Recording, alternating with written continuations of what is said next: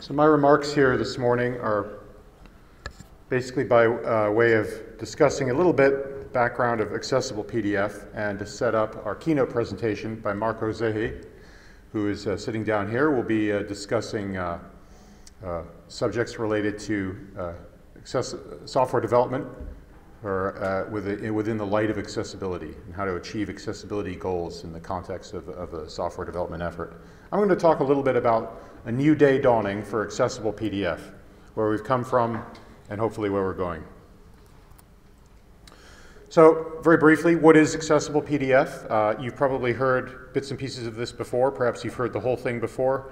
One of the intriguing aspects of accessibility in PDF is that everybody has a slightly different take on it. As Olaf has correctly observed more than a few times, every so-called expert on the subject has a so-called opinion. And I am not different from any of them, and probably some of my opinions are considered highly dubious by others. And it's part of the nature of the beast so far, and the way in which accessibility in PDF has evolved, that there is a substantial variety of opinions on many of the key points. Regardless, so I'm going to give you my take on it, and I think it's broadly in line with the majority. First of all, it's key to recognize that the fundamental aspects of accessibility in PDF have to do with tagging the content, the real content on the page, as distinct from the non-real content on the page, artifacts, objects that have been placed there for decorative purposes or have other functional attributes, such as grid lines on a table. Nobody really wants to hear alternative text for grid lines on a table. So real content and interactive objects, annotations, form fields, and so on must be tagged in correct logical reading order. Other content should be marked as an artifact, or must be marked as an artifact. In addition to tagging content in logical reading order, it's vital that the tags reflect appropriate semantics for the content. It's not okay to tag everything as a paragraph. That makes the content, resulting content, unnavigable to those who use devices that rely upon tags in order to help the user get around the document, or to uncover or to understand the structures that exist in the document. Oh, it's warm up here. Non-text content, images, movies, audio, and so on, must include alternative or actual text as appropriate. This is a distinction that exists far more in PDF than it does in the HTML world. In PDF, we have two different attributes for a tag. One attribute, the alt text attribute, provides the facility to include a description of the item that's tagged.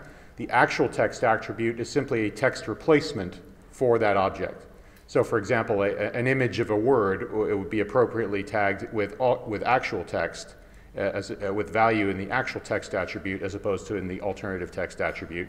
And accordingly, that image would not be represented to an AT user as an image per se, but it would be would be represented by way of the text that's used as an actual text replacement.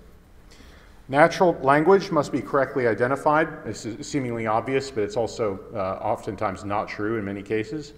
Not only at the document level, but when there are language changes within the document, these must be correctly recognized as well.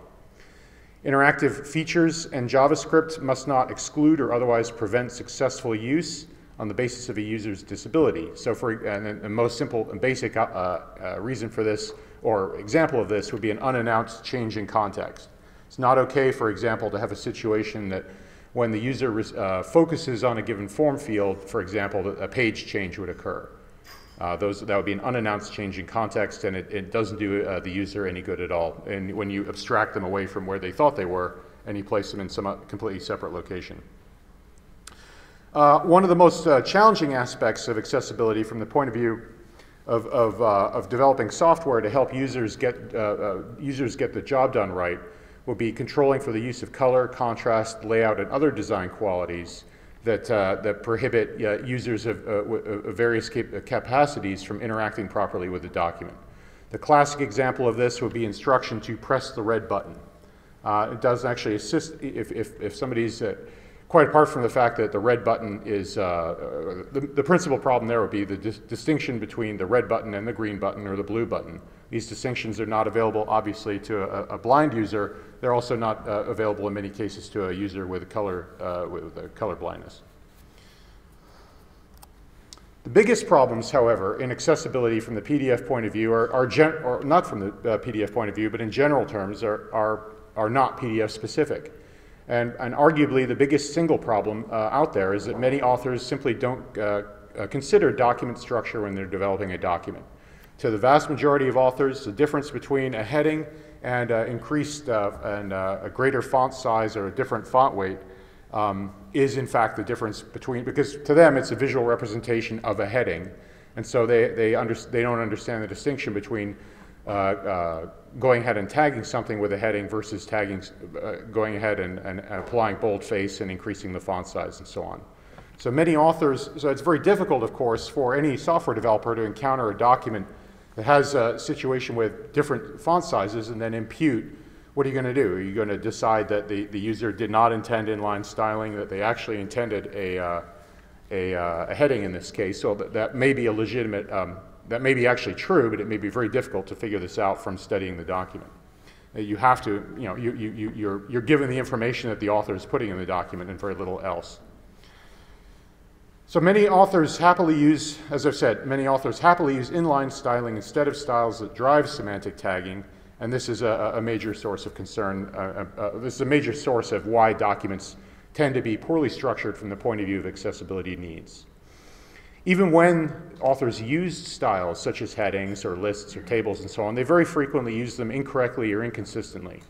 A table may be used instead of a list. A list may be used instead of a table. Well, that would be a little less usual.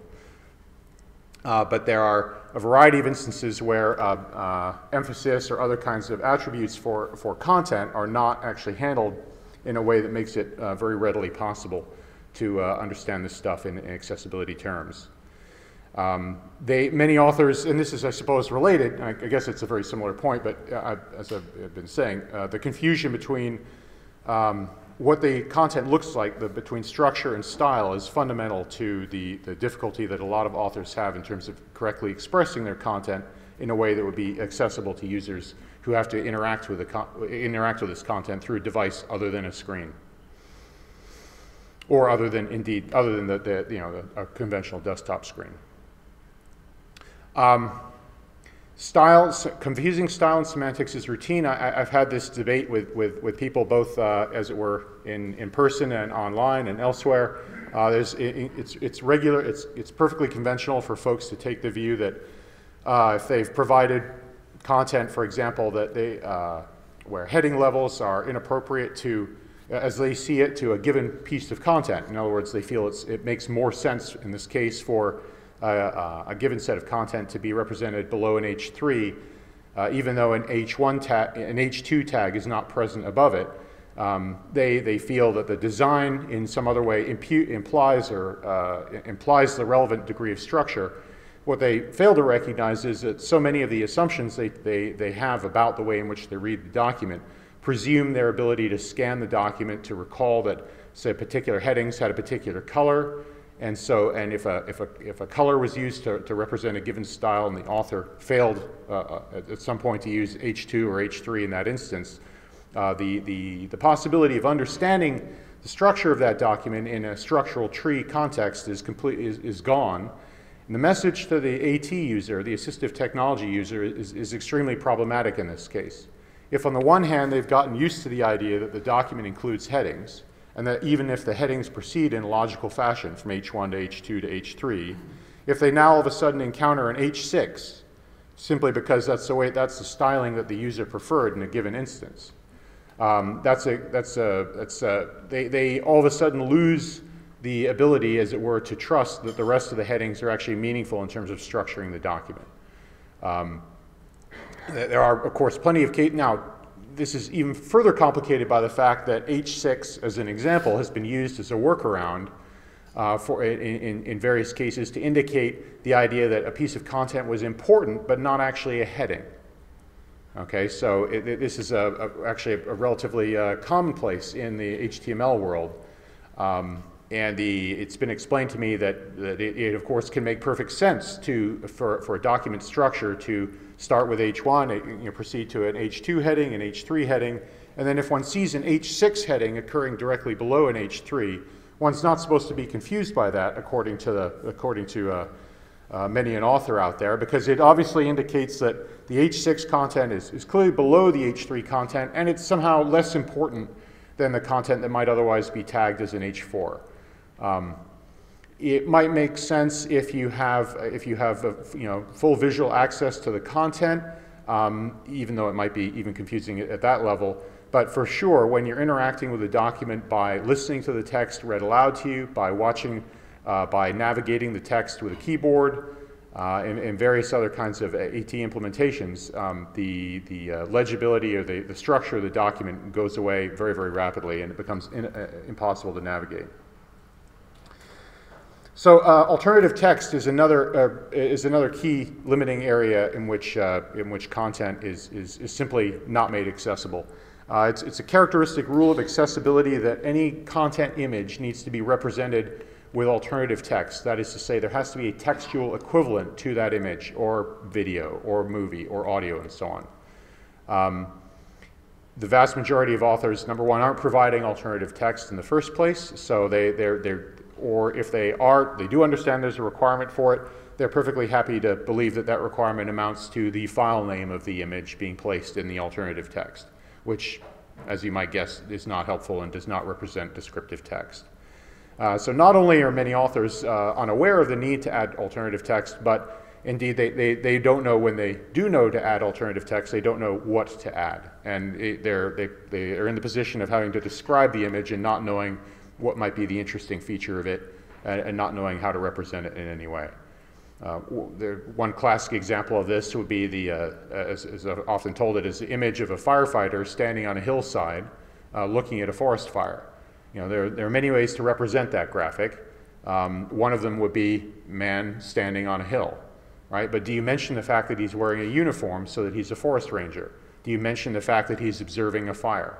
Right? These are all questions that the average author, when they're contemplating, when they're even trying to do the job correctly, writing alternative text, the average author really doesn't know how to address that kind of question. And of course, many authoring tools don't address accessibility considerations as a particularly high priority and don't promote good practices. I won't call out, of course, any particular product. I'm thinking of a relatively popular word processor, which organizes things exclusively in terms of styles, and thus gives the user all kinds of reasons to believe that a style and structure are precisely the same question, when in fact they're really not. So accessible PDF has had a painful birth and a tough childhood. Okay? PDF, as we all know, was originally designed for the purpose of rendering. The entire reason and rationale for the original development of PDF technology was to be able to easily and accurately share a given representation of a document between users on different systems, different computing platforms, and the idea was to guarantee that they achieve the same result. That was a perfectly legitimate goal as far as it goes, but it makes things extremely complicated when it gets to the question of tagging content for accessibility purposes. It wasn't until 8 years after the original introduction of PDF in 1993 that tagged PDF became part of the PDF reference with PDF 1.4 in 2001. The relevant section of PDF 1.4, which is now ISO 32000's 14.8, were not widely adopted across the industry. And there are a variety of reasons for this. As Olaf mentioned yesterday in his presentation, the specification for tagged PDF is relatively vague. Interoperability is quite problematic. I can make a file, believe that it's accessible. You may have a very different opinion. Your software that evaluates the file may raise all kinds of questions about it that I never thought were a problem in the first place.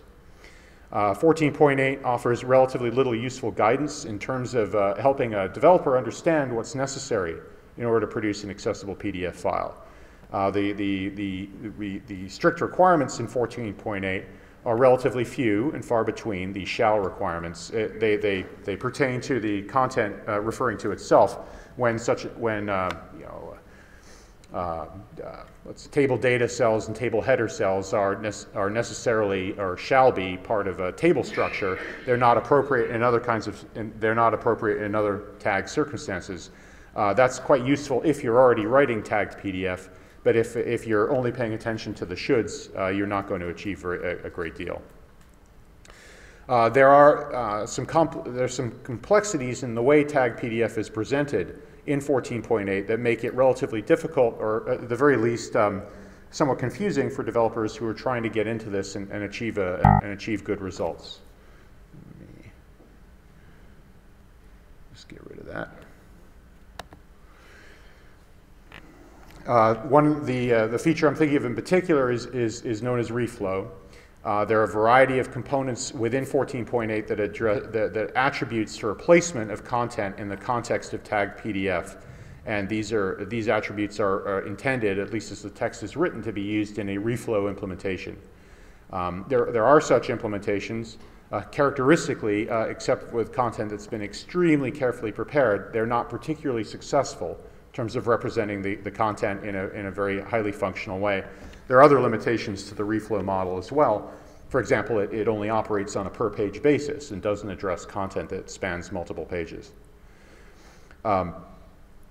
Other limitations or concerns with the way 14.8 is written at the present time. There are many common use cases that are not particularly well addressed in tagged PDF as it exists today.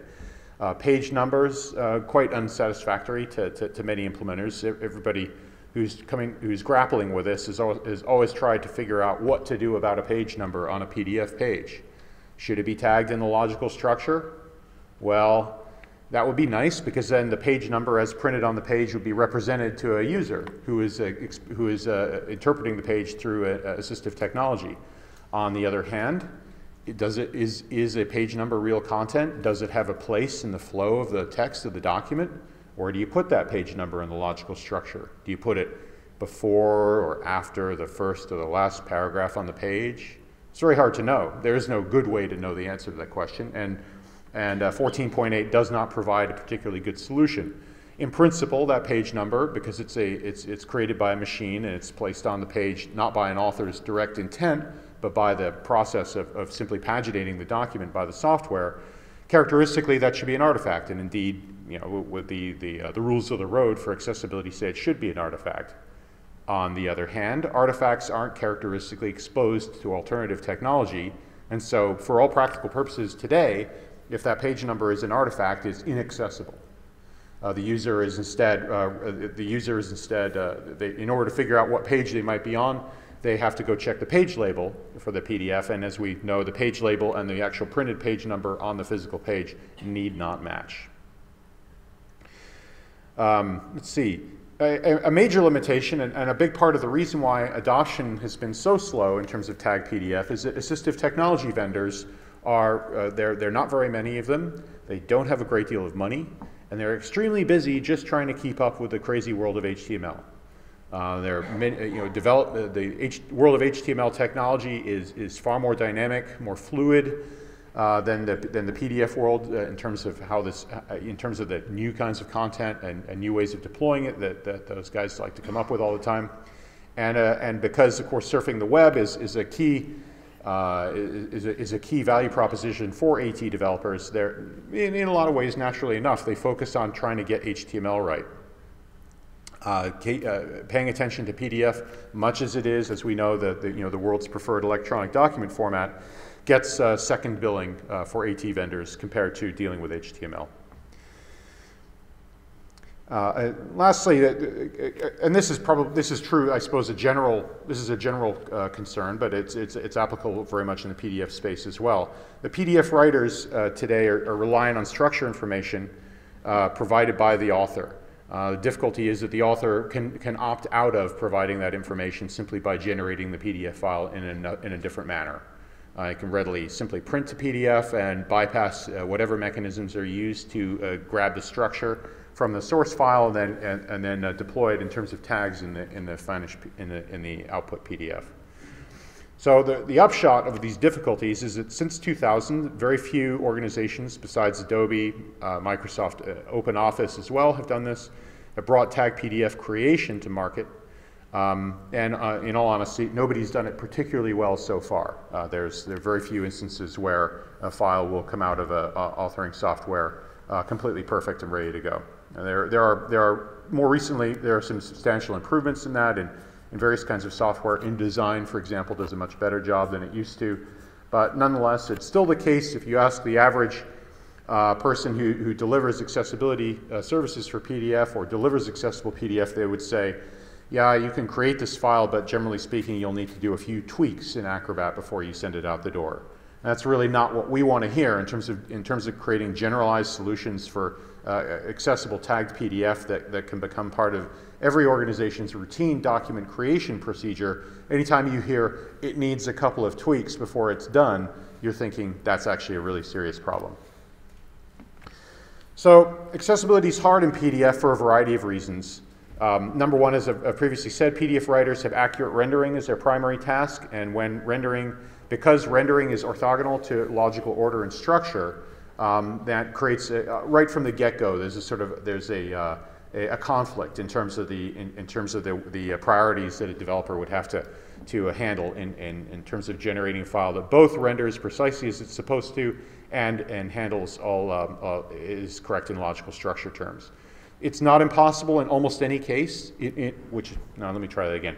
It's possible in almost every case to ensure that you get the rendering that you need and to get the logical structure that you need. It may be, however, that you have to write that PDF file in a way that you would consider to be not entirely optimal for your purposes. Where in many cases you might want to write all the text first, followed by all the images. That's going to be a problem when it comes to making sure that the content and the tags are aligned in terms of their order. PDF is extremely flexible. Consider the common features or capabilities in PDF software include all kinds of things that you could readily imagine cause extreme brain damage when it comes to handling the question of tags in PDF. Splitting, merging, and replacing pages are probably the most common aspect of PDF manipulation that could lead, as one might imagine, to nightmares in terms of handling the structure tree. Page numbers, watermarks, and other content produce a challenge where you're adding content to a page that needs to be integrated into an existing structure tree. What are you going to do about that? Imposition, cropping, rotating pages. If you cropped a page and you eliminated some of the content, what are you going to do? You're going to go in there and have to start cleaning up the tag tree. That's an interesting problem. Existing documents, it's characteristic that the documents that a conventional flat PDF would have form fields added to it, and that also raises the subject of all those form fields need to be tagged themselves to be visible, to be usable in the logical in the tags in the logical reading order of the document, and you need to have those integrated into that logical content. You then are faced with the problem that you have a form field, you have perhaps a label for that form field that's handled in the page content. For AT users, they frequently will operate in either forms mode or they'll operate in a mode where they're simply reading the page content of the page. Quite a complex operation, in fact, to integrate the form fields directly into the logical structure and give the user a high-quality experience of the document and of the form. Interactive features such as links and buttons and JavaScript and other actions all add their own complexities. JavaScript's complexities are general. They're not just certainly for PDF, but in PDF, of course, they raise similar problems. Filling forms and digitally signing the document, more challenges there. Annotations, attaching other files, redaction is a favorite subject of the ISO 14289 committee. A subject so difficult that now some of the members routinely shy away from it when we attempt to discuss the subject of how we're going to correctly tag a PDF file so that we accurately represent the fact that content is not there. You can think about that for a second. Creating files without, and then of course there are things it's legitimate to do from a strictly PDF context that makes life extremely difficult when that PDF now needs to also be accessible, and among those would include creating files without. It's legitimate to create a file without 2 Unicode or embedded fonts. It's not particularly useful from an accessibility point of view, however. So at the end of the day, it's all too easy for users to simply print a PDF, ignore structured data in the source file, and crank out a PDF that renders correctly but does very, very little else correctly. And these would be among the many reasons why PDF is so difficult. So writing tagged PDF is mentally demanding. There are many challenges to the developer when they have to encounter, both from how they interact with the end user, how they deal with the actual content that that user is handing them. As I've already said, writing requirements for rendering purposes tend to override writing preferences. Relatively few developers are willing to throw away all the various kinds of optimization they've already developed for PDF creation purposes. And it's no longer perhaps the fact that you really want to write your if it's a 2-column page, you really have to write across both columns. Plenty of people have written their way around that kind of challenge at this point. That used to be a major problem, perhaps less so now.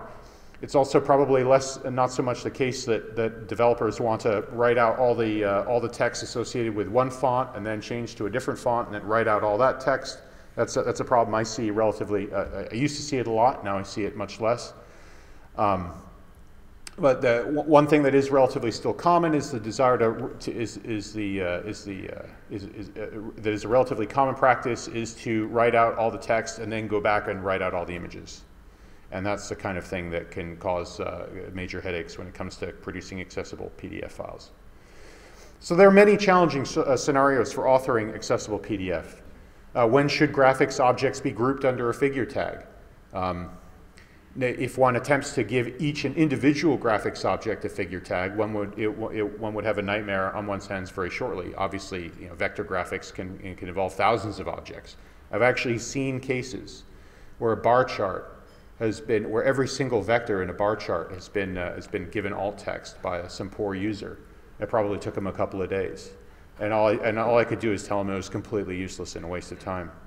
Instead, developers are in the situation where the user's producing a file that includes a clump of graphics objects at a particular location, and unfortunately the question has to be asked: how many figures do you have here? How many individual images need to be represented to the end user? And a similar problem: how to distinguish between content images and decorative artifacts. On the one hand, a particular photograph on a page may be a piece of content. It may represent something that really needs to be conveyed to the user because it's part of the information of the article. Another photograph, perhaps with a lower saturation, perhaps it's highly transparent, but perhaps it's not, might be completely decorative and have no purpose in terms of communicating the information of the document. And end users characteristically have to be walked through the process of determining whether or not each of these individual images in their document is in fact some content, requires alternative text or actual text, or whether it might be just an object that can be handled as an artifact. When are tables used for semantic versus layout purposes? Plenty of users enjoy the fact that their table authoring tool allows them to, for example, space content, even spaces across a page. Some other users use the tab key for the same purpose. There are many cases where you'll encounter at a file and somebody's built up a so-called table using tab. So they've got, in fact, aligned columns and rows of numbers or text or whatever. From their point of view, it's a table because it looks like a table. From an assistive technology point of view, it's just a stream of text. And the developer is helping an author produce an accessible document has the problem of attempting to figure out when they're dealing with a table and when they're not. Obviously, every time a user uses a table tool does not necessarily mean that they intend a table. How should annotations be placed in the structure tree? Annotations, they come in many shapes and sizes.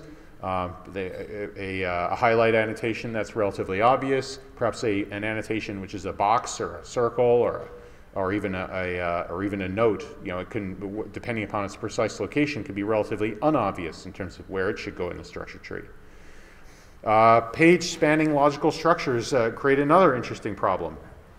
Tables may span individual pages. They may span 3, 10, 15 pages. The Matterhorn protocol, which the PDF Association is just about to publish, has an 11-page table. Okay, and so that's a relatively large table, but it would make no sense at all to have it broken up. There are other more intriguing situations with page spanning structures. For example, it's possible to run text through the gutter and have text appear on one page and have the same sentence appear on the second page. It's necessary in those cases to have for one's tag to span the page boundary.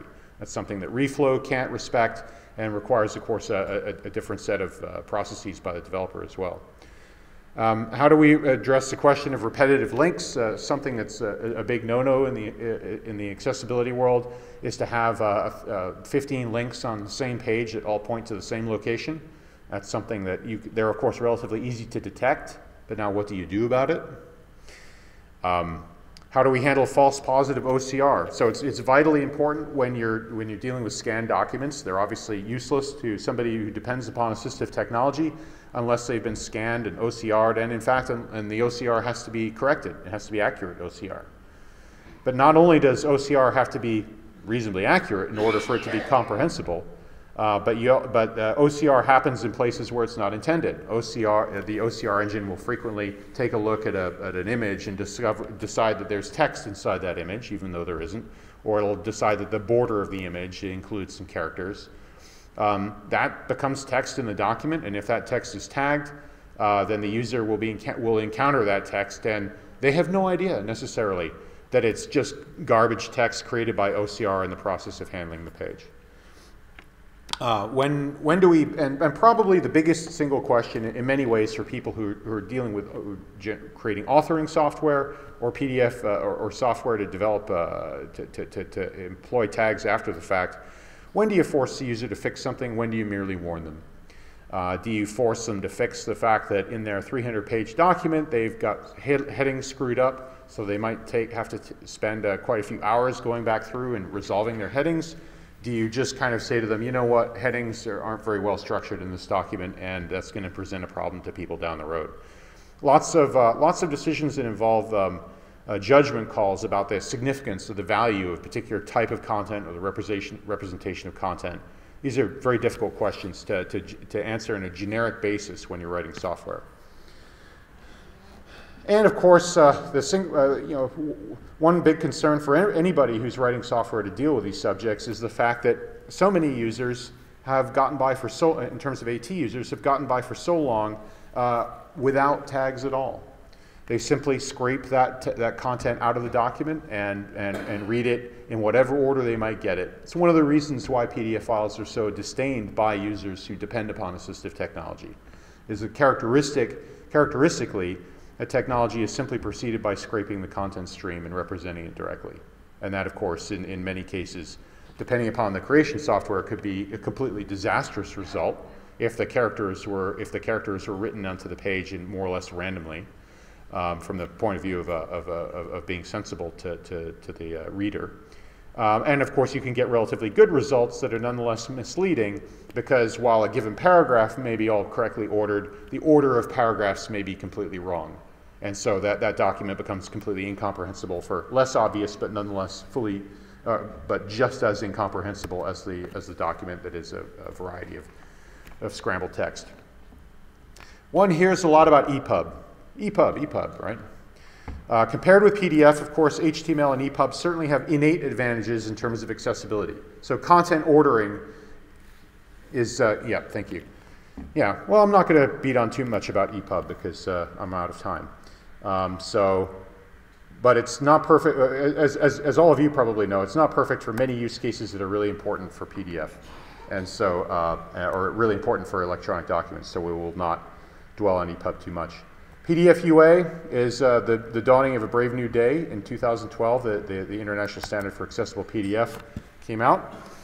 And PDF UA 1, as will be discussed later on today, so I'm actually not going to dwell on it right now. I want to get to our keynote speaker, provides a variety of unambiguous technical norms clarifying the correct use of 32,000 for accessibility purposes. And more on this will be discussed later on today. In 2012, we had PDF UA was published, and immediately we started, quite frankly, to see results. Adobe announced their intention to support it. One very important AT developer, NV Access, upgraded their PDF support in NVDA. The US Library of Congress in November of last year declared that PDF UA plus PDFA is preferable to PDFA alone. In 2013, we've already seen a variety of developments that are very positive in terms of promoting accessible PDF, including a free tags-based reflow to HTML, PDF Go to HTML by Callus. iText and PDF Lib have announced support for PDF UA earlier this year as well. And next week, we'll see the shipment of VIP Reader, which is a radical new free reader for tagged PDF designed specifically for low vision users. PAC 2.0, made shipped by Access for All, will ship in July. It's a full-scale validator for PDF UA. Crawford Technologies and others are beginning to produce pre-production software that supports PDF UA directly for the purposes of generating high-volume print runs. The PDF UA Competence Center, a unit of the PDF Association, will be producing the Matterhorn protocol, also shipping it in July. It gives a great deal of detail and programmatic tests for developers who are seeking to implement PDF UA solutions. And there's more and more to come. So there's an awful lot of activity in the PDF UA conformance space. I have one very simple piece of advice. While screen readers are not the be-all and end-all of accessibility by any means, they can't particularly well help you with questions such as contrast. Nonetheless, it's enormously informative to acquire and understand how a screen reader interacts with your file. Obtain and learn to use NVDA is a good example. It is admittedly on Windows only at this time, but it is a fascinating piece of software, and it gives you an excellent experience into accessible PDF. So web browser developers know a lot about accessibility. It's something they encounter all the time. The browser world has many realities in common with electronic document software developers. The specification, HTML, pretty vague in certain important areas. There are a range of implementations out there. Viewers with varying goals and objectives, they have the same problem with authors as we do. It's just that their innate qualities of HTML make some of those problems a little less evident than they are in PDF. There are many substandard but kind of okay practices that happen in that world. AT users, they can be just as difficult to upgrade in that world as they are in the PDF world, of course. And but on the other hand, the browser world has many complexities we don't have to deal with. I'm not going to dwell on those right now, but they range up and down the technology spectrum, and many of these things make the problems in the PDF space seem pretty funny. So we're going to get some perspective on this from somebody who knows a great deal about these technologies.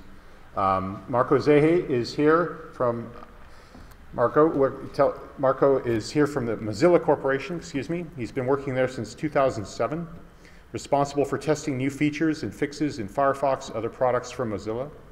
And Marco has been totally blind from birth. He's been using screen readers of various shapes and sizes since 1991, when he got his first DOS-based PC. I see you like iOS now. You've been having some fun with that, which is good. And you blog at marcozehe.de. And very much like to welcome you to the PDF Association's Technical Conference, and looking forward to hearing you tell us about document accessibility for software developers. So that's it for me, and I will now hand it over to Marco.